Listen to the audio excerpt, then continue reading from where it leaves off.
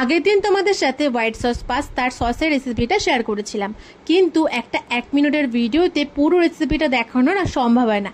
তাই ভেবেছিলাম এই ভিডিওটা আমি দুটো পার্টে শেয়ার করব, কিন্তু দুটো পার্টে শেয়ার করতে গিয়েও একটা পার্টে শেয়ার করলাম যাতে তোমাদের দেখতেও সুবিধা হয়। আর এখন তো বাচ্চারা হোয়াইট সস পাস্তা খেতে ভীষণ ভালোবাসে।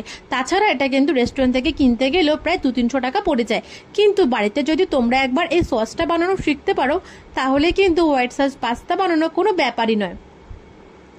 এবার তোমাদেরকে বলি এই সসটা কি করে বানাবে। সবার প্রথমে কড়াইটাকে ভালো করে গরম করে নেবে, তারপর এর মধ্যে দেবে বাটার। বাটারটা কিন্তু আমি আমুল বাটার দিয়েছিলাম, আর বাটারের পরিমাণটা কিন্তু একটু বেশিই দিতে হবে। তারপর বাটারটা ভালো করে গলে এলে এখানে দেবে ময়দা।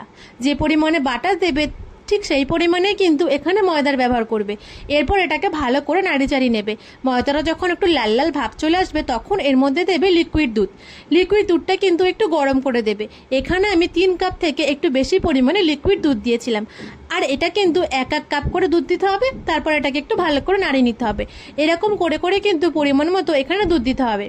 দুধটা দেওয়ার পর এটাকে কিন্তু ভালো করে নাড়িয়ে নিতে হবে, না হলে কিন্তু একটা দলা দলা ভাব ময়দার মধ্যে হয়ে যেতে পারে। এটা কিন্তু একেবারে একটা ক্রিমের মতো হয়ে গেছে। এরপর এখানে আমি দিয়ে দিচ্ছি চিজ। চিজটা কিন্তু আমি 50 থেকে 60 গ্রাম মতো দিয়েছিলাম। চিজটা দেওয়ার পর এটা কিন্তু আরও একটা ক্রিমি ক্রিমি ভাব চলে এসছে। তারপর এখানে এক এক করে অরিগানো আর চিলি ফ্লেক্স দিতে হবে পরিমাণ মতো। আমার কাছে চিলি ফ্লেক্স ছিল না, তাই এখানে ঘরে 2টো শুকনো লঙ্কা ছিল বলে আমি কেটে চিলি ফ্লেক্স বানিয়ে দিয়েছি। ব্যাস, এটা কিন্তু পুরো তৈরি করা হয়ে গেছে। এবার আমি পাস্তাটা তৈরি করব, আর তার জন্য আমি আরও একটা কড়াই বসিয়ে নিয়েছি। তার মধ্যে দিয়ে দিলাম পরিমাণ মতো রিফাইন তেল আর 1 টুকরো বাটার। এটা কিন্তু ভালো করে গলে গেছে। এরপর এখানে আমি দিয়ে দিলাম ক্যাপসিকাম কুচি। ক্যাপসিকাম কুচিটা কিন্তু একেবারে যেমন আমরা চিলি চিকেনের জন্য কাটি তার থেকে একটু ছোট পরিমাণে কাটতে হবে। তারপর এখানে দিয়ে দিতে হবে স্বাদ মতো লবণ। এবার এটাকে কিন্তু ভালো করে একটু ভেজে নিতে হবে। আর এখানে ভাজতে ভাজতে কিন্তু দিয়ে দিতে হবে রসুন কুচি আর আদা কুচি। আদা কুচি রসুন কুচিটা তোমরা কিন্তু ক্যাপসিকামটা দেওয়ার আগেও দিতে পারো। এটা দেওয়ার পর আরও একবার ভালো করে কিন্তু এটাকে নাড়িয়ে নিতে হবে। এটা একটু ভাজা ভাজা হয়ে গেছে। এবার আমি এখানে আর অন্যান্য জিনিসগুলো দেব। এবার এখানে আমি দিয়ে দিলাম পেঁয়াজ।